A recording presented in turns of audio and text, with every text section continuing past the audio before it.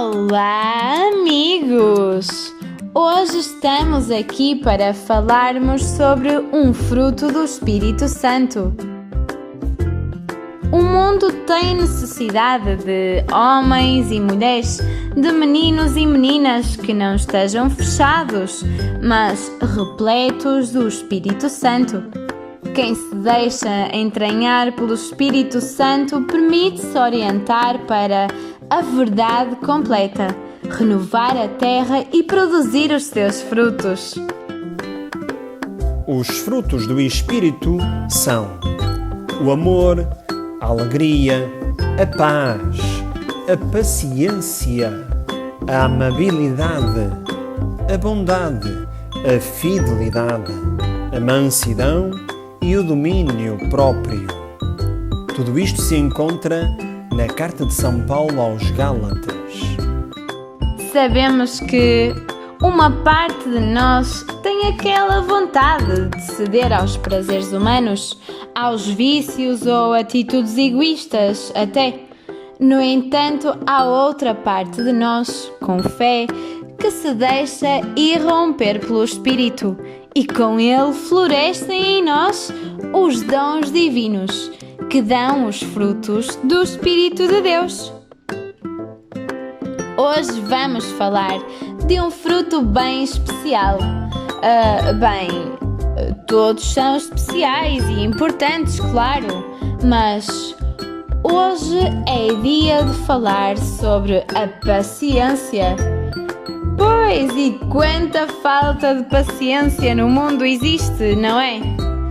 Primeiramente, vamos escutar uma pequena história do Evangelho de São Marcos e depois vamos tentar descobrir onde é que este fruto se encaixa na nossa história.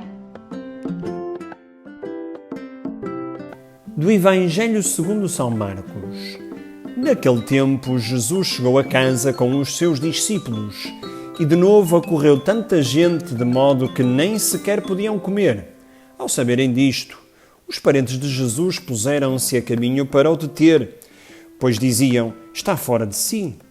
Os escribas que tinham descido de Jerusalém diziam: está possesso de Belzebu, e ainda é pelo chefe dos demónios que ele expulsa os demónios. Mas Jesus chamou-os e começou a falar-lhes em parábolas. Como pode Satanás expulsar Satanás? Se um reino estiver dividido contra si mesmo, tal reino não pode aguentar-se. E se uma casa estiver dividida contra si mesma, essa casa não pode aguentar-se. Portanto, se Satanás se levanta contra si mesmo e se divide, não pode subsistir. Está perdido. Ninguém pode entrar em casa de um homem forte e roubar-lhe os bens, sem primeiro o amarrar. Só então poderá saquear a casa. Em verdade vos digo, tudo será perdoado aos filhos dos homens, os pecados e blasfémias que tiverem preferido. Mas quem blasfemar contra o Espírito Santo nunca terá perdão. Será réu de pecado eterno. Referia-se aos que diziam: está possesso de um espírito impuro. Entretanto, chegaram sua mãe e seus irmãos, que, ficando de fora, mandaram-no chamar. A multidão estava sentada em volta dele quando lhe disseram: tua mãe e teus irmãos estão lá fora à tua procura. Mas Jesus respondeu-lhes: quem é minha mãe e meus irmãos? E olhando para aqueles que estavam à sua volta, disse: eis minha mãe e meus irmãos.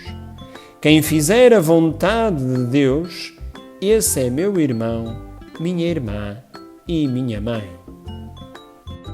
Na história que acabamos de escutar, Jesus não se encontrava numa situação fácil.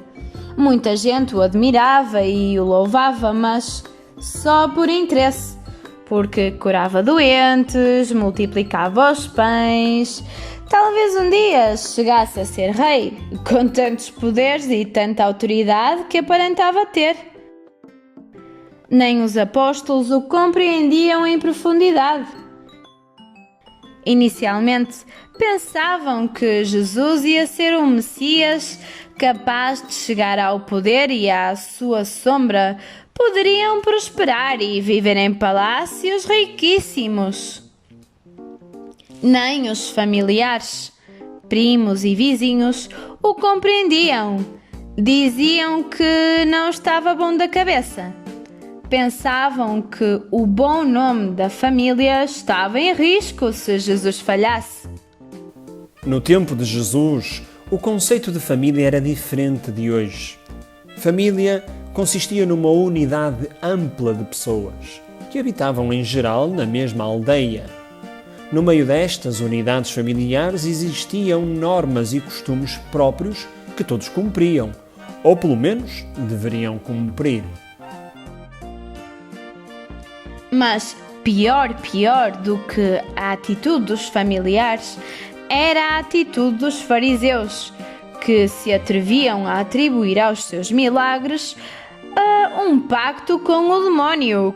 Que loucura! Ridículo! Porque se Jesus fosse o mal, não fazia sentido querer expulsar o mal das pessoas. Jesus teve dificuldades na vida. Oh, se teve! Mas foi corajoso, teve paciência e lutou pelo triunfo da misericórdia, do perdão, da bondade e da esperança. É este exemplo de paciência sem limites de Jesus que nos deve incentivar a superar cada dificuldade na nossa vida.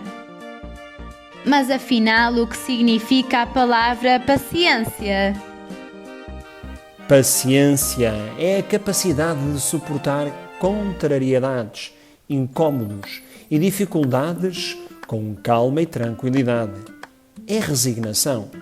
É a qualidade de quem não desiste facilmente, de quem espera e persiste. E o significado traz consigo o sentido de responsabilidade, porque o paciente não deixa o sofrimento, mas suporta-o. E falo com alegria, perfeita alegria. O Papa Francisco diz-nos que ser paciente significa suportar e não confiar a um outro ser humano que carrega o problema, que carrega com a dificuldade. Eu carrego esta cruz, pois é a minha dificuldade, é o meu problema. Faz-me sofrer? É certo, mas eu carrego-a. A história da salvação também nos mostra a paciência de Deus, que conduziu e levou para a frente o seu povo, teimoso e cabeça dura, sempre que inventavam um ídolo diferente. Mas a paciência é também aquele fruto que Deus Pai tem com cada um de nós, ao acompanhar e esperar pelos nossos tempos. Também Deus enviou Jesus para ser paciente, como escutamos.